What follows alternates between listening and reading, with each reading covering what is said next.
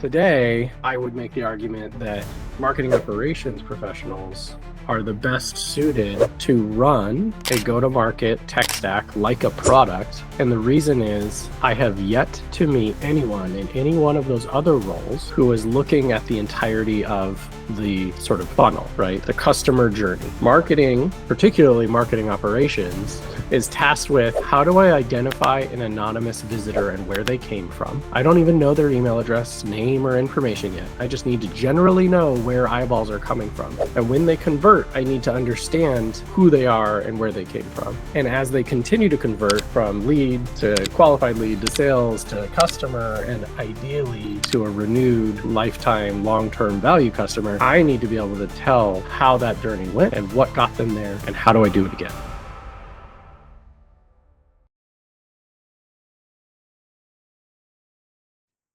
Today's guest is someone who has been at the forefront of shaping the marketing ops profession. He is the founder of marketingops.com and Marketing Ops Pros, a global community where 20,000 plus professionals connect, learn, and level up their impact. He has built communities, tech advisory boards, and GTM strategies from the ground up, all with a people first and result driven mindset. We are diving into what it really takes to build a strategic automation system with first party data as the core asset. If you are a marketing leader, be it in RevOps Pro or an agency executive, trying to make your stack smarter, cleaner, and actually more human, this conversion is for you. Stick around because we are not talking in theory. He's bringing real stories, hard-won playbooks you will want to take back to your team, which you can leverage it, which you can pick it up and implement. So welcome, Mike. It is really great having you here. Yeah, thank you. I appreciate you having me on. This will be a fun conversation. I'm jazzed. There's a wild world of MarTech out there. So Yep. things are With changing every day. yeah, with the enhancement on AI every day, right? Yeah. Definitely. The tech stacks are changing, things are changing, and MarTech is shaping in a different direction. Yeah. Yeah. Yep. It's hard to keep up. I mean, it's been difficult to keep up for the last 15 years, I would Yep. say, but it feels like every couple weeks there's another 15 years that's gone by. No, definitely. So the first question or the first area which I would like to discuss more about would be the GTM stack, right?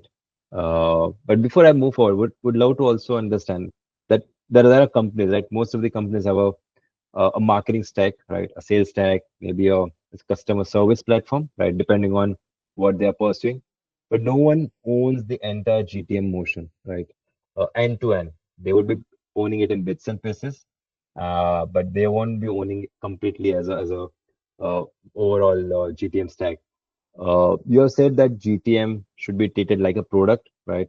And that marketing ops is uniquely positioned to serve as the product manager, right? So, can you help us with your knowledge and experience that why doesn't anyone own the GTM stack, and why is that a big problem? I appreciate you giving me an opportunity to talk more about this.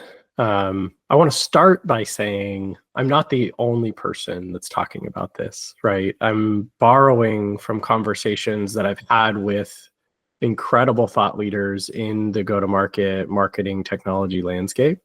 Some of those, if you'd like to go follow them, are Daryl Alfonso and Paul Wilson and Jessica Cow, Mark Sirkin, Franz Riemersma, you name it. There's a lot of folks out there that are really thinking about some of these fundamental challenges that we've been faced with. Within marketingops.com, we produce various assets that are researched and community backed research pieces. Data comes down to being one of the core fundamental challenges that organizations are faced with, often very, very siloed. And as we look back at your question of why does nobody own the go-to-market tech stack, a lot of it has to do with the KPIs that each department is measured on. And the journey that the technology landscape has gone through has really evolved, right? We've seen initially marketing automation really come to the forefront. And somebody said, well, let's do a version of this for sales. And then sales automation became a thing, which is really just marketing automation with like a twist, right? And then they're like, oh, well, there's this whole like customer experience thing that we need to support and enable, particularly on like in a B2B SaaS organization. You know, we need to make sure people are having a good experience and they're buying the product and renewing, and we need to look for signals of are they going to churn or not. And so customer success and CS ops and customer success technology was built. And really the all-encompassing stack ends up looking like marketing, sales, customer success, and then arguably finance needs to be a part of that. Because the through line on any business is, how does a business make money? And how do we recognize revenue? And why have we like struggled to have these folks talk? It's because each of those technologies along the way were independently built to try to solve a very specific sort of set of variables, right? I need to figure out how to send mass emails to people. I need to figure out how to enable my sales rep to send a relevant message at scale, right? I need to figure out how to help my customer success organization understand which customers need help or are more likely to pursue an upgrade versus are about to churn. And by creating those very bespoke products, you created very bespoke roles. Now, today, I would make the argument that marketing operations professionals are the best suited to run a go-to-market tech stack like a product. And the reason is, I have yet to meet anyone in any one of those other roles who is looking at the entirety of the sort of funnel, right? The customer journey. Marketing, particularly marketing operations, is tasked with, how do I identify an anonymous visitor and where they came from? I don't even know their email address, name, or information yet. I just need to generally know where eyeballs are coming from. And when they convert, I need to understand who they are and where they came from. And as they continue to convert from lead to qualified lead to sales to customer, and ideally to a renewed lifetime long-term value customer, I need to be able to tell how that journey went and what got them there and how do I do it again. Marketing operations and marketing as a department has largely been tasked with understanding the full scope of that funnel. Whereas sales and CS, while independently very complex departments, if you look at the operational functions there, they rarely are saying, hey, where did that lead come from? In terms of how do we get more of them, right? I mean, they'll ask the question because they want quality leads. But then they're not necessarily looking down funnel the other direction and going, well, how did that go? Did they renew again?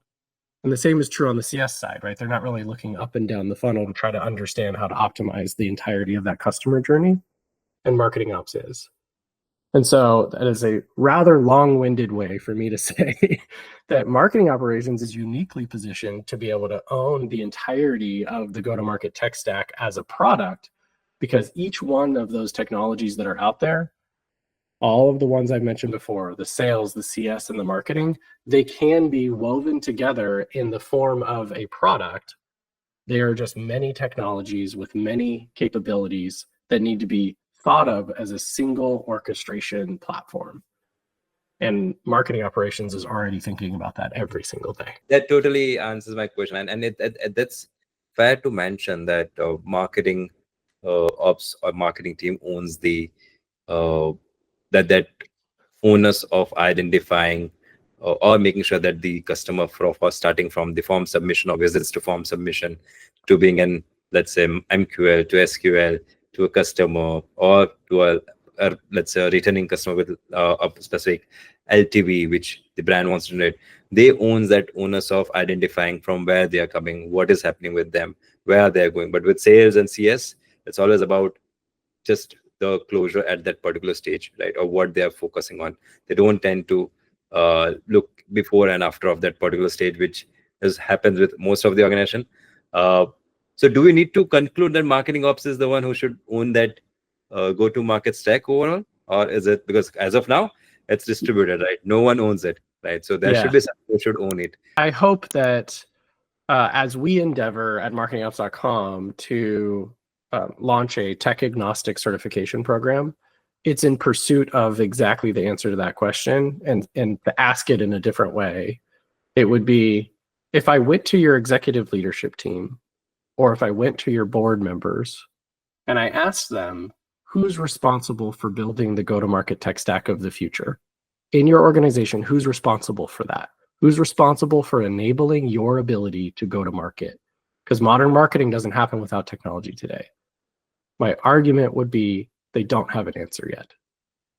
And what we're trying to do is create a certification program and a path that allows somebody to go from being a marketing operations automation practitioner to a strategic, executive level, trusted advisor that can help build that go-to-market tech stack of the future. And so eventually the answer will be, oh, it's somebody that came from marketing ops that owns that tech stack. It's not the CTO or the CIO. So yes, it should be. My argument is it should be. We just need folks to be thinking about it and realizing that they're really well positioned to go step in and help. No, so you are enabling marketing ops people to move towards a journey of owning it. They might not be owning it now, but it's better that they own it through that certification, through that training, right? Which will enhance them to make sure that they own the complete GTM stack rather than the CTO who should own it. Yeah, I mean, a CTO is going to own components of the technology landscape anyway.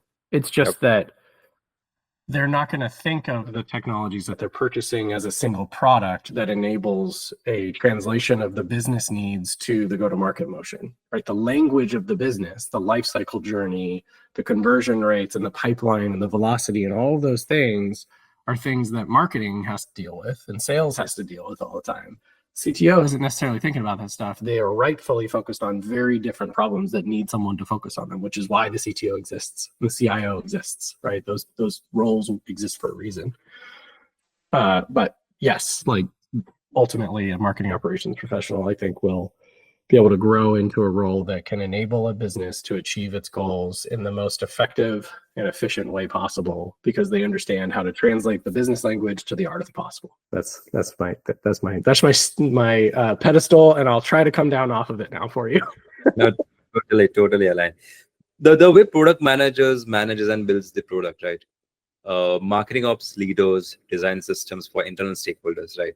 Be it marketing, sales, CS, finance, or even legal, right? Whatever department you mentioned. Whether we consider your current role at marketing ops pros, right? How have you approached building for those different user persona, right? How you have catered that? And if you have to answer this question in a way that that's a marketing ops, normal people consider it as is more about building for leads, right? How will you help them to understand that it's not about just building leads, it's about building for internal users too? So marketing ops isn't just for building for leads, it's about building for internal users who can leverage it. There's something that's, we've already touched on sort of the unique nature of marketing operations, having visibility across the funnel, sort of end to end, even before somebody enters the funnel.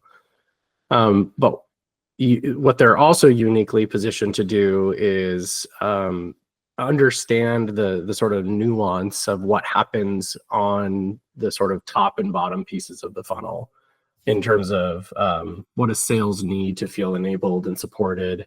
How are we going to align and agree upon, hey, when we say lead, it means this. Do you agree or not? And should we change it?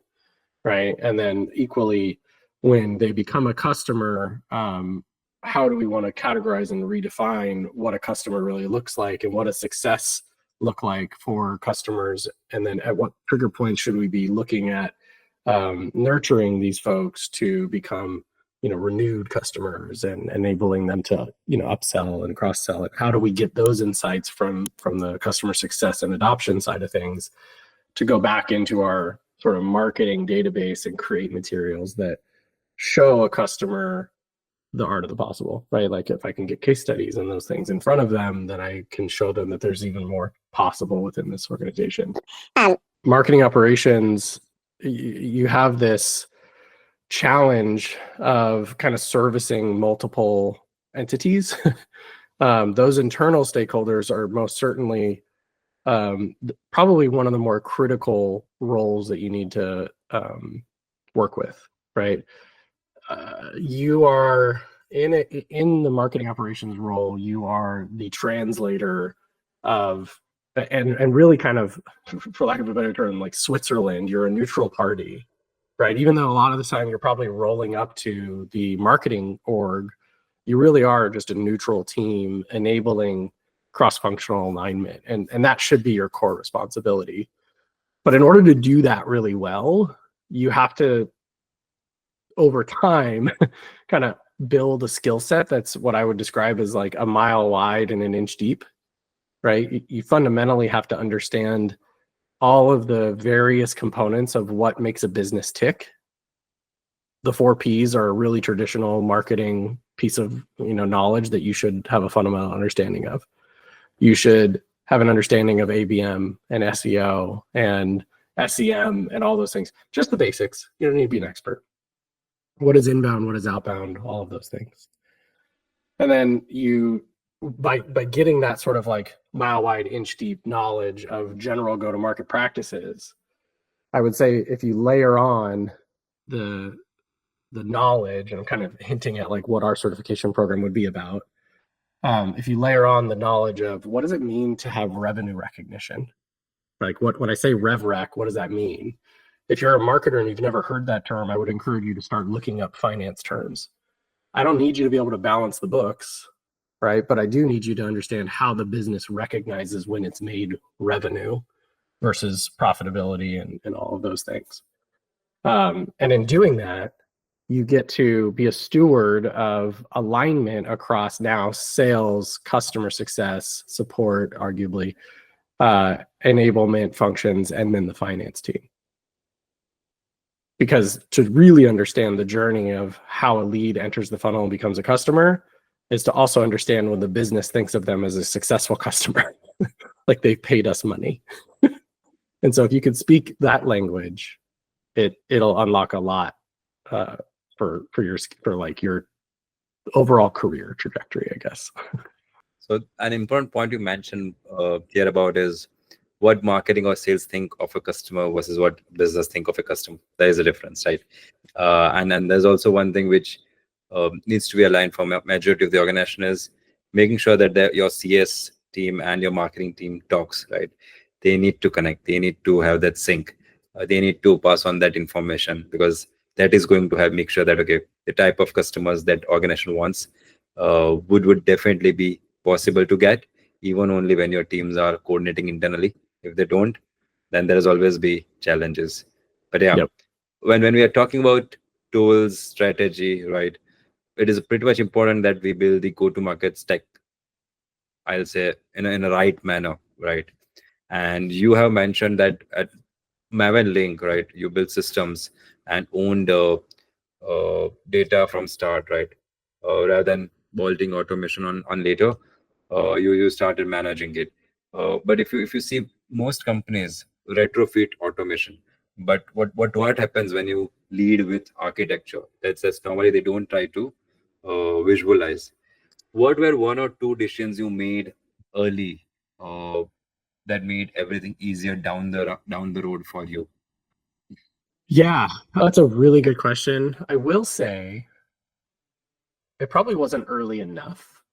And part of that was, well, one, I mean, I'm not going to pretend like I knew it all when I was starting my career, right? So part of it was that I didn't know enough at the time. And the other part is that this was all still pretty new. I was very lucky to be a part of a team that allowed, or rather a part of a company that allowed for some of their engineers who were more growth oriented to try to work in tandem with the marketing team. And it was really the sort of bleeding edge of what we would think today as product-led growth. We were, freemium models were all the rage, like SaaS, sign up for free, get started, whatever. PLG hadn't even been invented yet, but we were, at least that's the term, but we were seeing hints of it in the market, right? Like Dropbox says, share it with a friend, you get a free gig, right? Like there's these like little motions, like, oh, once you get hooked and you get somebody in, you can get them to sort of like adopt the product more and share it and all those other things. And what we were trying to do at MavenLink from a foundational perspective was, well, what data are we collecting in our system today that we can pass into our marketing automation tool, which at the time was HubSpot, right? And so we were working with our engineering team to capture information about their trial start date and their trial end date and some of the some of the signals in the product that would tell us that they were using some of the features that we believed were important to adoption. And by doing that exercise alongside the engineering team, we were able to learn more rapidly that the trial nurture, for example, didn't do anything, didn't move the needle, not even a little bit.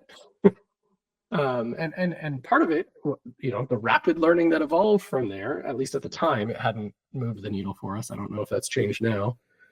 But part of the learning there was project management systems are not something that you can just like get a good feel for in about 7 days, right? Like I can explore, I can see what it's capable of, but to like run a project, like I can't do that usually inside of 7 days. And so therefore I really don't feel like I'm adopting it, right? And so it was those little bits of information that were able to give us faster learnings to then, I would imagine, what happened in conversations in rooms that I wasn't a part of, because I was pretty junior in my career, where, hey, we need to adopt more sales to pump the pipeline a little bit more, and then we need to adopt more of the customer success side to enable these folks to see what's possible. And, professional services and customer success implementations were sort of born over time. For those that are thinking about like first-party data motions, and I mean, today the capabilities are so much better than they used to be. I would argue that if you didn't sit down right out of the gate to think about, well, what data could I capture in my software, right, or in my customer journey when they're sort of joining my database, what would be important for a marketing team to feel like they could help us move the needle? And in most cases, you probably won't have an answer to that question in a silo. You'll have to sit down next to some sort of growth-oriented marketing operations type of person to start thinking about, okay, well, what are the different data points we can collect that can enable us to drive more success in our product? And it's going to look different at every single company, right? But setting your system up, just to be a little bit more concrete with the examples, setting your system up to be able to feed aggregate information back into your marketing engine, such as how many, like just sticking with the sort of project management angle, how many projects has a customer started? How many projects has a customer finished? How many users at an overall level have they added to their account? What is the total user count that is there?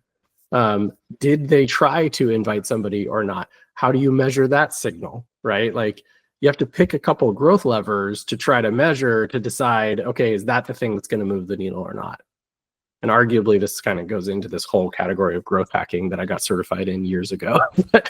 But like you have to engineer with that intention. And that kind of first party data is like, it's your moat, right? It is your unique fingerprint and your moat that nobody else has visibility into, that you can use to enable growth for your current customer base and your most successful customers, right? Definitely, Alan. When we are talking about RevRag, when we are talking about first party data, right? One important thing which comes on top of my mind is the biggest challenge which I have seen on the marketing ops side is revenue attribution, right?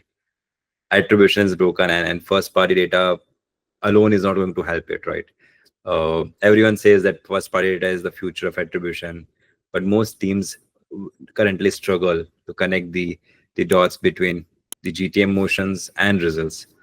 Now, you being into marketing ops pros conversations, what attribution models actually reflect the reality, right? And if I have to be more precise, how can teams reframe attribution to focus on meaningful buying behavior and not just conversion of form fields? I am not going to pretend like I have the silver bullet answer to this question because nobody does. I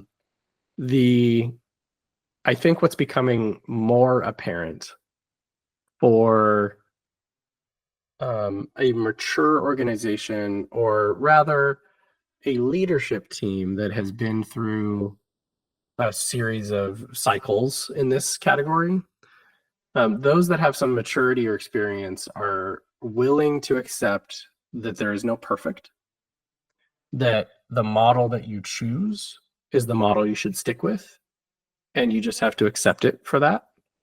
So if you say we're going to go with a first touch model, great. If it's a last touch, equally as great. If it's some version of a multi-touch, that's fine too.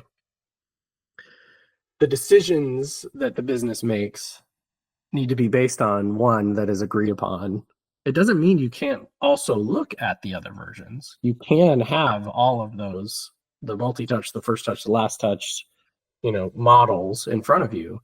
But as a group, you need to make decisions based on one and just be okay with it, right? But what we've seen being published by, I don't even remember all the outlets now, right, is that the funnel is basically like flattened.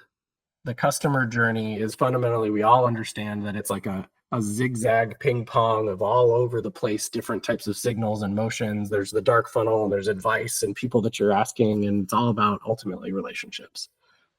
And so what's kind of most exciting for I think this new era of folks that have been through this before is that they're going to lean on a marketing operations professional to say, equip me with the abilities to choose which model I want to go with, capture the right data along the way, equip us and our team with the ability to capture some sort of raw inputs, because AI is now capable of interpreting plain text data in ways that we just couldn't do at scale before, right? So start asking the question, how'd you hear about us?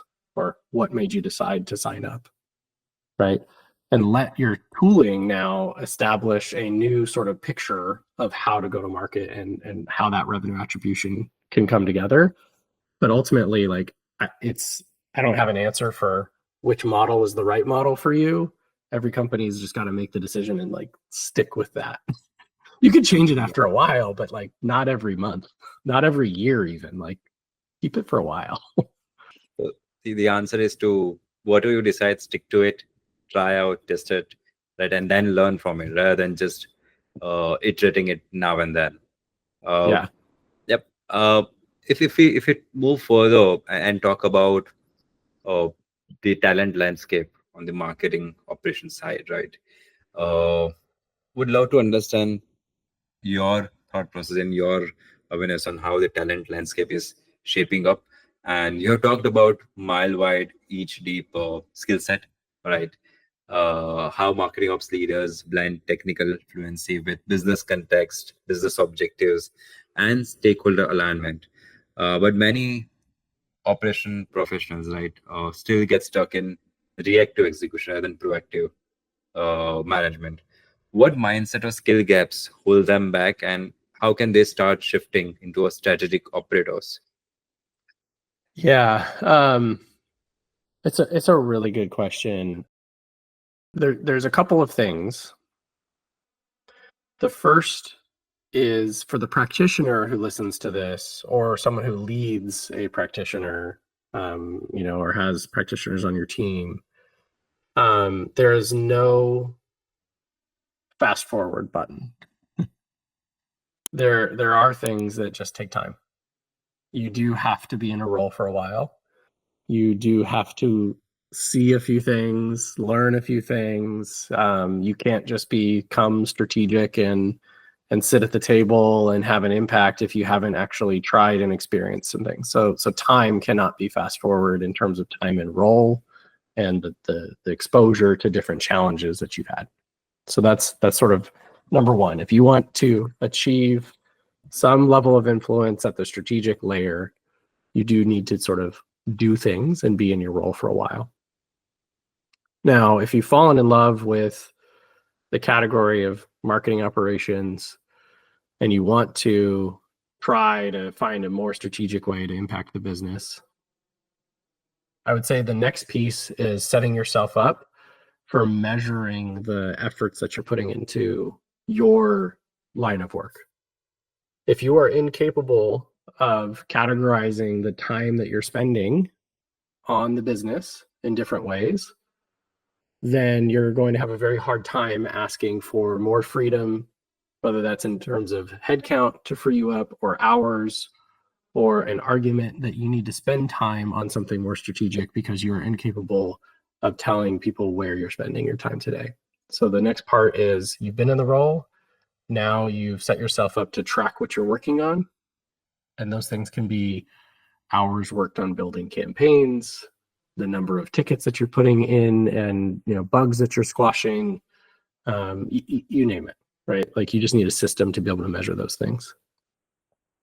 Now that you've got a system in place, you've had time in the role, and you're starting to understand what makes this business tick, you need to go all in and start having conversations with what does our customer journey look like? How are our sales reps engaging? What are their pain points? And just start asking questions. You're usually really good at being inquisitive because most marketing operations professionals are often self-starters where they'll Google an answer or look to solve the problem themselves before they call a friend.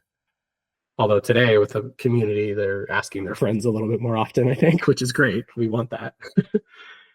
But being inquisitive and trying to understand what makes the business tick from an internal perspective, what the customer journey is all about, is sort of the next step in finding that strategic impact on the business. And the nice thing about being in marketing operations, as I started at the top of this call, is you have visibility into more data than pretty much anybody else in the organization. So you can just start clicking into things and start going, how did we get that? Where did that come from? Well, what if I went this direction? What if this had happened? What if we were capturing this kind of information instead? You actually have more visibility than pretty much anybody else. And that is an incredible opportunity for you to start going, here's what I found based on what I've observed from our customer journey and our internal stakeholders' needs. Here's something that I found as I went and dug in. And I took the time to do that.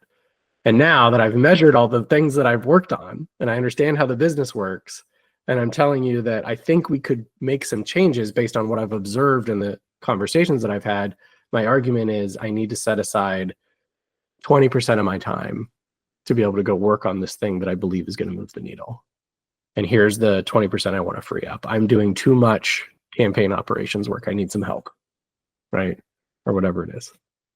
So those like 3-ish kind of things that you can do to kind of start working your way towards being more strategic.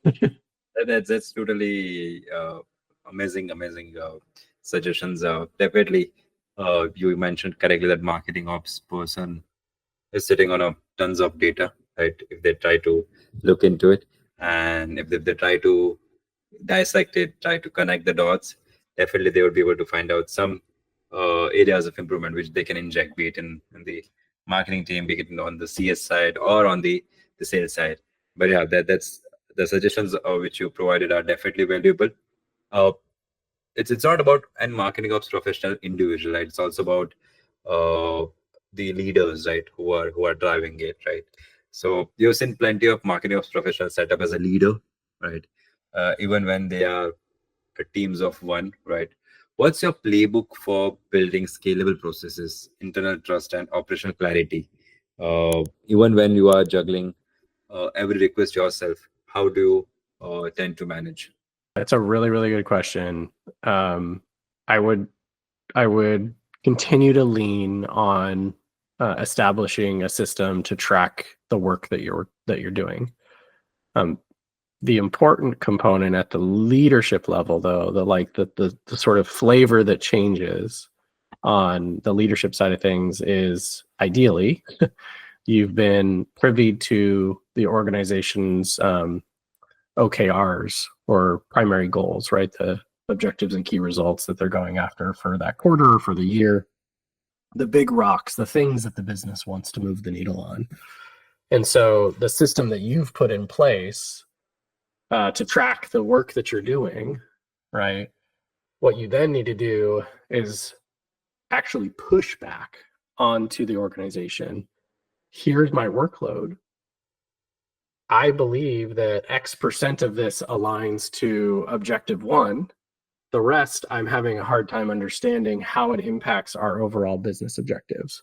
Can you help me ensure that I'm doing the things that move the needle for the business? I can make decisions if you choose not to help me ensure that they're going to move the needle for the business. I can make decisions and tell you what I think is going to make an impact, and I'm happy to do that. But I would like for we as an organization, all of us at the leadership level, to be in alignment that the things that I'm going to work on are going to be supportive as best as possible for the overall objectives of the business. And I think that layer of consideration for how it impacts the overall OKRs are that's the playbook to follow. It's really just like establishing the system to track, understanding what those goals are, how the two align, and then having, I'd say, like the sort of like triangle component. The third piece of the triangle there is having a recurring set of alignment calls, right? Like call them monthly reviews or QBRs, quarterly business reviews, whatever that thing is. It actually takes work to do that. You have to set those up and have that rhythm. But to move out of being an order taker, quote unquote, which often happens in marketing operations, it requires that you're establishing the lines between my work and the business objectives, and then questioning or even putting pressure on the organization to say, are you sure you want me to work on this? Because it doesn't actually tie to any one of these things, as best as I can tell, right? And it's okay for you to say that, because what you're doing is you're looking out for the best interest of the organization, right? So it's about connecting again and again, reconnect it through QBRs or monthly calls, just to make sure that you have the utmost clarity. But if you see from that angle that, okay, everyone when talking about GTM or go to market stack, right? They're still not clear if they don't have an example to talk about or to visualize, right? Whoever is going to listen to this particular session, they would always love to have an example to understand that, okay, how a particular go-to-market stack looks like, right? So from teams, or let's say there are teams who would be skeptical that marketing ops should play a leadership role in GTM, or should not play a leadership role. What's one story that proves it works? And when your journey at Maven Link, right, or currently at marketing ops professional community, right? What's one example where treating GTM like a product draw measurable results? Do you have any examples which you can share with the group or the team? I feel rude in saying that I don't really have, again, like my earlier journey in experimenting with this, and the sort of things that we learned by trying to implement more ownership of the stack at Maven Link helped us learn faster. Eventually, I'm sure it wasn't the only reason for our success. I'm well aware of that. But it was a thing that moved the needle. So I would say that was one example. But today it looks so different than it did 15 years ago or whatever when I was doing that other stuff. I don't have I know of the stories, I know who is doing an excellent job in the market right now with this, but we're at the forefront of a new sort of shift in capability. So I would say leaders that are out there, and I'll just sort of name brands because I know the players behind the brand that are doing really amazing things, some of which will be presented at our conference at Spring Fling. And so it'll be available on recording if you come find it. I would say follow Ari from NVIDIA. The work that they're doing underneath all of their systems in terms of the capabilities that they're enabling with the more modern sort of AI approach is fundamentally changing the business. Like they have statistics that are mind-blowing, like a 935% change in performance in one of the categories. Vimeo is moving the needle significantly with some of their stuff. They'll be presenting. Miro and Paul Wilson, where he's currently positioned as the head of go-to-market systems, he is getting to play with all of the latest technology to enable sort of a PLG motion and support that business. But again, I can't tell their stories because they're being written right now. But what I would encourage folks to do is to go seek these people out, follow them, come to the events, come listen to what they're doing, because they're in it every day trying something new right now. And I will tell you that I'm seeing the results from the market. And that's why when I started the conversation earlier today, I said, hey, I'm not the only one saying that this is an important role for the marketing operations team to take on. I'm actually one of just a handful of folks that are really starting to push on this agenda. And some of them are living it every single day because they're in those organizations. And all I'm trying to do is help share their voice and say, hey, this is really important. It's changing things. Thanks for sharing those examples, be it NVIDIA, Miro, or Vimeo, right? Which the marketing ops professionals should follow. And definitely have shared some your observations on how things are shaping up for them from a market angle. But let's say if there are any CMOs or COs, right, who are listening this session and wants to unlock more value from their overall marketing ops team, what's the first thing they should do differently, right? And what should they stop doing or start expecting to let marketing ops lead with an actual impact? I would say bring them in early and often. So if you're an executive and you've got a marketing ops leader, bring them into conversations early and often at the layer of what are our goals and what are we trying to achieve, and allow them to pursue a capability. So if the answer is we want to enter a new market, great. If the answer is one of our goals is to hire 20 sales reps this year and equip them with pipeline, I need the ability to know if that's working or not, that's great too. If the answer is I need to know which accounts who have signed up for our product are the most successful, that's a great problem for them to go solve too. Because you can pair a marketing ops professional up with your product team to figure out how to track and enable and report back on that customer journey, right? That funnel. You might be lucky enough to have them offer new ideas.